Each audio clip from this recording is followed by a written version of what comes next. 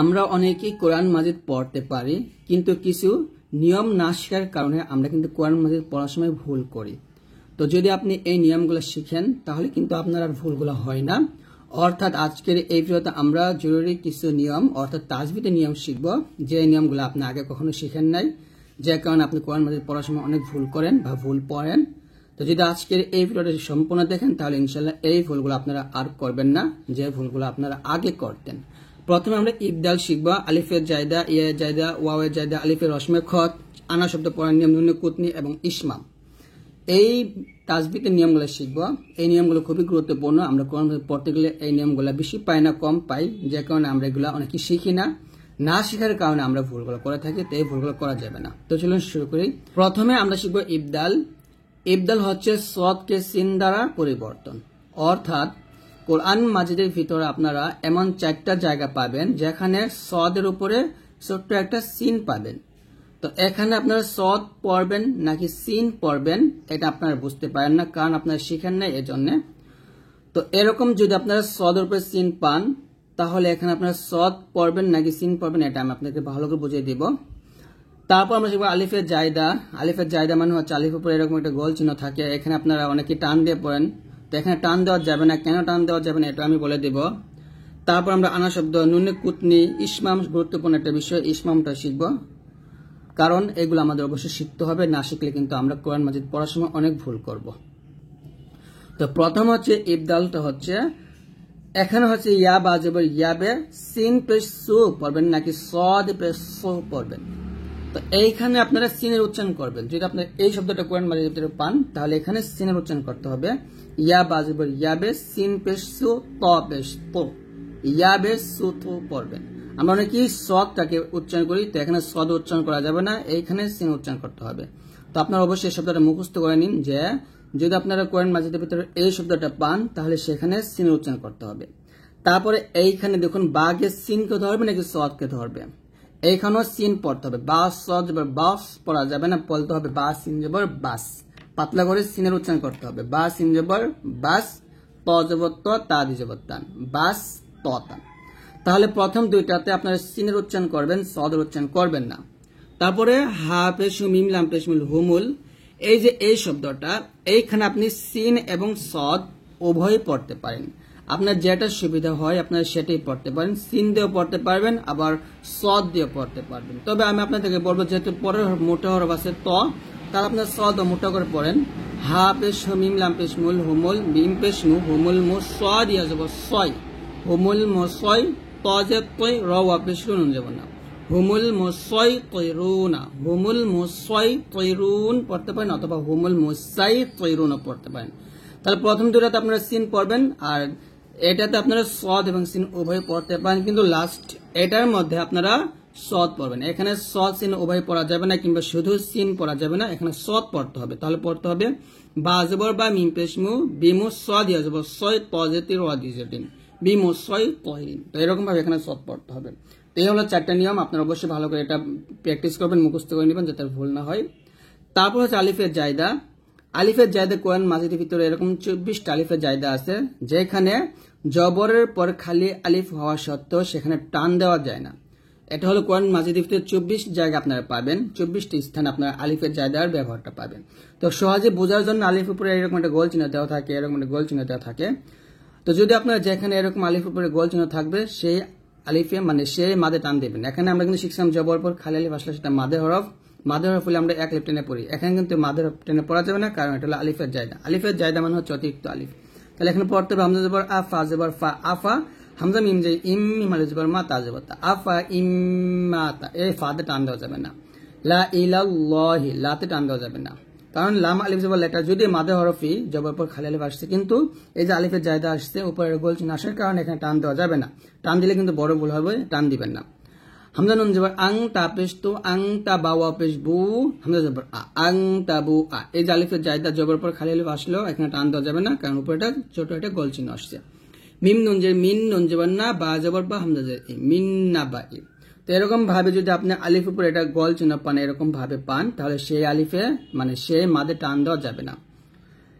লা আউ দউ, লাম জবর লা, হামজা ওয়া জবর আউ, দ জবর দ, আইন ওয়া পেশ উ, লা আউ দউ, লেখার সময় কিন্তু এরকম ভাবে লিখতে হবে, কিন্তু পড়ার সময় আমরা টান দিব না। হামজা নুন যে ইন নুন জীবন না ইন্না সাজবসা মিম পেশ মু দাল জবদা ইন্না সামুদা। হামজা পেশ ও মিম জবর মা উমা মিম লাম পেশ মুল উমা মুল লাম জিল্লি উমা মুল্লি তা তাজব তাত উমা মুল্লি তাত লাম পেশ লু ওয়া জবর ওয়া উমা মুল্লি তাত লুয়া। লাম के নুন কে ধরবে লাম নুন জবর লান নুন দাল জবর না দে আইন পেশ উ ওয়া জবর ওয়া লান না দে ওয়া টান দিব না আমরা।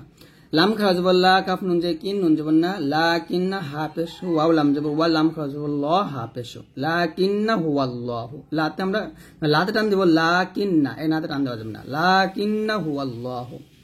হামজা জবর আ ফা জবর ফা আফা হামজা মিম যে ইম মিম তাজমিত তাজবর দা আফা ইমিত্তা সামুদা ওয়া আসহাবা। তো এরকম ভাবে এই আলিফের জায়দা গুলাতে টান দেওয়া যাবে না। কিন্তু আপনার যখন যদি ওয়াকফের সাথে পান, মানে ওয়াকফ হচ্ছে দম ফেলার স্থান, তো ওয়াকফের সাথে যদি আপনার পান এই আলিফের জায়দা এবং সেখানে যদি দম ফেলেন তাহলে সেক্ষেত্রে আপনারা টান দিবেন। যেমন ধরেন এখানে একটা ওয়াকফের চিহ্ন আসছে, ওয়াকফের সাথে আসছে, আর আমি এখানে যদি দম ফেলি তাহলে বলবো ইন্না সামুদা, দাদা টান দিতে হবে। আর যদি আমরা মিল করে পড়ি তাহলে কিন্তু টান দেওয়া যাবে না, তাদের পড়তে হবে। যদি দম ধরে পড়েন বা ওয়াকফ ধরে পড়েন তাহলে সেখানে টান দিতে হবে। যেমন ওমা মুল্লিতাত লুয়া, আমি এখানে দম ফেলছি, লান্না দেওয়া এখানে দম ফেলছি, এই জন্য টান দিছি। যদি আমরা দুটি একসাথে পড়ি ওমা মুল্লিতাত লুয়া লান্না দেওয়া, দেখুন এখানে কিন্তু আমি টান দিইনি কারণ আমি দম ফেলি না, একসাথে মিল করে পড়ছি। আর এখানে আমি টান দিচ্ছি কারণ এখানে আমি দম ফেলছি বা মিল করে পড়ি না, এখানে আমি ওয়াকফ ধরছি। তো এরকম ওয়াকফের অবস্থায় যদি আলিফের জায়দা আসে সেখানে ওয়াকফ ধরলে টান দিতে হবে, আর ওয়াকফ না ধরলে তাড়াতাড়ি পড়তে হবে আগের নিয়মে। ইয়ায়ের জায়দা হচ্ছে আপনার আয়াতের শেষে এরকম একটা খালি ইয়া পাবেন, এই ইয়াগুলাতে টান দেওয়া যাবে না, মানে সরি এই ইয়াগুলা পড়া যাবে না, এই ইয়াটা পড়ার ক্ষেত্রে আসবে না, কিন্তু লেখার সময় লিখতে হবে। এখানে আলা লাম খাজব লাতে আমরা এক লিপ টান দেব, ইয়াখশা সাথে এক লিপ টান দেব, কাফা আসা সা ইয়ারা, এই প্রত্যেকটাতে আমরা এক লিপ টান দেব, কিন্তু ইয়াটা এখানে পড়া যাবে না। ইয়া জায়দা মানে হচ্ছে অতিরিক্ত ইয়া, যা লেখার সময় আসে কিন্তু পড়ার সময় পড়া যায় না। ওয়াওয়ের জায়দা একই বিষয়, অতিরিক্ত ওয়াও, আপনার শব্দের মাঝে এরকম একটা ওয়াও পাবেন যে ওয়াওটা পড়া যাবে না, যেমন জাকাতান সলাতান হায়াতিন মিশকাতিন এরকম ভাবে। তারপর আসেন আলিফের রসমে খত। আলিফের রসমে খত হচ্ছে আনা শব্দ পড়ার নিয়ম। যেমন হামজা জবর আনুন জবর না আনা, এই আনা শব্দটা কোরআন মাজিদের ভিতরে 4 আনা টানা যাবে, অর্থাৎ আনাবা আনাবু আনা মানে আনাবু আনামিলা আনাসিয়া, এই 4 জায়গায় আনা টানা যাবে। আর বাকি যত আনা আছে কোরআন মাজিদের ভিতরে সেই আনাগুলোটা টানা যাবে না। যেমন ওয়ালা আনা আবিদুন, এই যে এই আনাটা টান দেওয়া যাবে না, এটা হলো আনা শব্দ। শুধুমাত্র এই আনা শব্দের ক্ষেত্রে নিয়মটা হামজা জবর আনুন আলিফ জবর না আছে, এখানে জবর পর খালি আলিফ আসছে, তবে আমরা এখানে টান দিব না। এই আনা শব্দটা কোরআন মাজিদের ভিতরে 4 স্থানে বা 4 জায়গাতে টান দেওয়া যাবে, ভালো করে বুঝেন। আনাবা আনাবু আনামিলা আনাসিয়া, এই 4 জায়গায় আনাতে টান দেওয়া যাবে। আর বাকি যত আনা আছে মানে ওয়ালা আনা, এই আনাতে টান দেওয়া যাবে না। ওয়ালা আনা আবিদ ইন আনা ইল্লা নাযীর, এই যে আনাতে টান দিব না। ওয়ামা আনা মিনাল মুশরিকিন, এই যে আনাতে টান দিব না। তো এটা আপনারা ভালো করে বুঝে নেবেন যে আনা শব্দ কোরআন মাজিদে টান দেওয়া যায় না, শুধুমাত্র 4 জায়গা ছাড়া। নুনে কুতনি হচ্ছে আপনি কোরআন মাজিদ মানে কোরআন মাজিদ পড়ার সময় আপনার একটা নুন পাবেন আয়াতের শেষে বা অনেক সময় আয়াতের মাঝেও থাকে। তো এরকম একটা নুন থাকে, এই নুনে কুতনিটা পড়ার নিয়ম হচ্ছে যদি আপনি এখানে ওয়াকফ দেন আহাদে, তারপরে আমি এই দালটা সাকিন করে ফেলছি আল্লাহু, আলিফের পরে জবর দিয়ে পড়তে হবে। ওয়াকফ ধরলে সে হরফে সাকিন হবে, ওয়াকফের সাথে যে হরফ আছে সে হরফে সাকিন হবে, তারপর আলিফের জবর দিয়ে মিলে পড়তে হবে। যেমন আলিমা, এখানে এক লিপ টান হবে যেহেতু জবর মানে ওয়াকফের অবস্থায় তানবিনে 2টি জবর আসছে, সেক্ষেত্রে আমরা এখানে এক লিপ টান দিব আলিমা, তারপর আলিফের উপর জবর দিয়ে পড়বো আল্লাযী আদন আল্লাতী লুমাজাহ আল্লাযী, এরকম পড়বো, আলিফের উপর জবর দিয়ে পড়তে হবে। কিন্তু যদি আপনি ওয়াকফ না ধরেন মিল করে পড়েন তাহলে এই নুন গেলাম হয়ে যাবে আহাদুনিল্লাহু আলিমানিল্লাযী আদিনিল্লাতী লুমাজাতিনিল্লাযী, এরকম পড়তে হবে। তাহলে এই নুনে কুতনি পড়ার নিয়ম হচ্ছে যদি আপনি ওয়াকফ ধরেন তাহলে কিন্তু নুনে কুতনি পড়তে হবে না। ওয়াকফ যেরকম ভাবে ধরবো আমরা বা ওয়াকফ যে নিয়ম ওই রকম ভাবে আমরা ওয়াকফ ধরবো, আর যদি আমরা মিল করে পড়ি তাহলে নুনে কুতনি পড়তে হবে। ইসমাম কোরআন মাজিদের ভিতরে এক জায়গায় আছে, ক্বালু ইয়া আবানা মালাকা লা তা'মাউন্না। এই যে এখানে আমাদের ইসমাম করতে হবে, মাউন এরকম, অর্থাৎ এখানে ঠোঁট গোল করতে হবে, ঠোঁট গোল করে এখানে এই গুন্নাটা আদায় করতে হবে, লা তা'মাউন্না, মাউন্না, এরকম ভাবে ঠোঁট গোল করে এখানে ইসমামটা করতে হবে। তো এটা কোরআন মাজিদের ভিতরে এক জায়গায় পাবেন, সূরা ইউসুফে পাবেন এই আয়াতটা। তো এখানে আমরা অনেকে ঠোঁট গোল করি না, তো অবশ্যই যখন আপনি গুন্নাটা আদায় করবেন ঠোঁট গোল করে গুন্না আদায় করবেন। তো এই হচ্ছে আমাদের গুরুত্বপূর্ণ যে নিয়মগুলো আমরা শিখলাম। তো আজকে ভিডিওটা এই পর্যন্ত। যদি ভিডিওটা ভালো লাগে অবশ্যই লাইক দিয়ে দিন, আর অবশ্যই আমাদের এই ভিডিওগুলো সবার কাছে ইনশাআল্লাহ শেয়ার করে দিবেন। আর আপনারা যদি আমার এই কাজের সবকটা ভিডিও একসাথে পেতে চান তাহলে দেখুন এই ভিডিও ডিসক্রিপশনে আমি একটা প্লেলিস্ট লিঙ্ক দিচ্ছি, সেখানে ক্লিক করলে প্রত্যেকটা ভিডিও একসাথে পেয়ে যাবেন। আর এই কাজটা নিতে চাইলে এই ভিডিও ডিসক্রিপশনে আমি একটা নাম্বার দিচ্ছি, সেই নাম্বার যোগাযোগ